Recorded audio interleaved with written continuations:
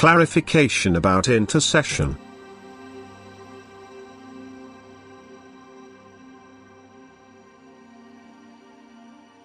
The real purpose of your earthly existence has been presented to you so often already, that it is just a matter of your relationship with me, which you once voluntarily severed because you did not want to acknowledge me.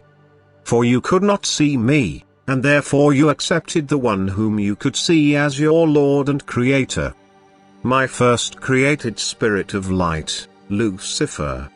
During your present existence you need only pursue one goal, to restore the relationship with me and thereby acknowledge me as your God and Creator again, from whose love you once came forth. No other being can establish this relationship for you. It can only be done by you and requires your will, which is and will remain free, even if you delay your decision for the time being. You cannot avoid taking it if you are to reach the goal of becoming blessed, as you were in the beginning. And this final union can only be brought about by love, thus you have to be willing to live with love. Nevertheless, you will never be forced to do so. But due to the original sin your will is very weak and therefore needs strengthening. And this strengthening of will is the great blessing which the human being Jesus has acquired for you through his act of salvation. Consequently, if you are able to give yourselves to him and ask him to strengthen your will, you shall certainly arrive at your objective. However, your will can never be decisively influenced by the kingdom of light. Only your fellow human beings are able to render kind-hearted intercession for you. If you yourselves are too weak to walk the path to the cross, then the love of a fellow human being can pray for you, and I will truly listen to such prayer by giving strength to the person for whom it was requested by love.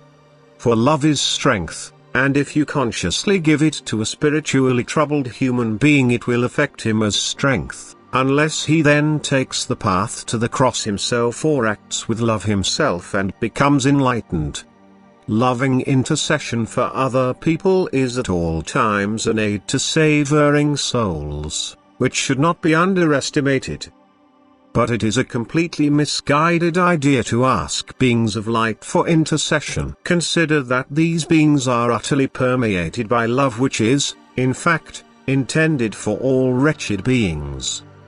Consider that no being would be exempt from their willingness to help, and that no unredeemed being could exist if the beings of light were not constrained by divine laws which they cannot infringe against. These beings, however, know about a person's last goal on earth. They know that the acknowledgement of their God and Creator can only take place in free will, and that this acknowledgement is the past test of will, which is the purpose of a person's life on earth. They know that the bond with me has to be re-established, which every being has to strive for and accomplish himself in all freedom and without any coercion.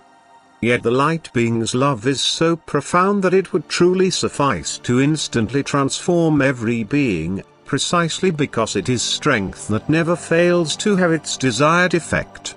Thus this love has to be limited by me. That is, even the beings of light have to be subject to laws which they, however, respect because they are completely merged with my will, and therefore also know what helps the human being to achieve the last goal, the union with me. However, the beings of light can use mental influence and motivate other people to intercede, and this certainly will not fail to have an effect. I want people to take the direct path to me and not try to reach the goal in a roundabout way which is unreachable that way. And you would understand that if you knew about the highly developed degree of love of all beings of light. If you approach these beings for intercession, what are they to request of me on your behalf? That I should act in opposition to my law of order and release people from the conditions which facilitate a return to me. A change of their nature? Anyone who genuinely appeals to the beings of light for help will also be led into the right way of thinking by them, and then he will do whatever corresponds to my will, since the beings of light are inspired by the same will as mine and therefore merely try to influence you accordingly. But then you will also reach your goal on earth with certainty, for they only ever endeavor to guide you to me, to remind you of Jesus' act of salvation. They will show you the path you are supposed to walk, but they cannot walk it for you. And now consider that a prayer to me already signifies the bond with me, which is purpose and goal of earthly life. That you, if you pray to the beings of light for intercession, thus bypass a direct relationship with me. And what outcome do you expect from the intercession these beings should request of me? Time and again I tell you that you can certainly ask the beings of light for help if you have already proven your will to me. And they will help you, because they are only the administrators of my will and therein experience their beatification. But they will never be able to establish your bond with me on your behalf through intercession, because they are always connected with me and will only want you to also establish this bond with me voluntarily, since this is your true purpose of earthly life. As long as you still appeal to the beings of light for intercession, your thoughts are not yet guided by these beings of light, but my adversary attempts to influence you such that you will only lengthen the path to me, because he wants to prevent your final return to me.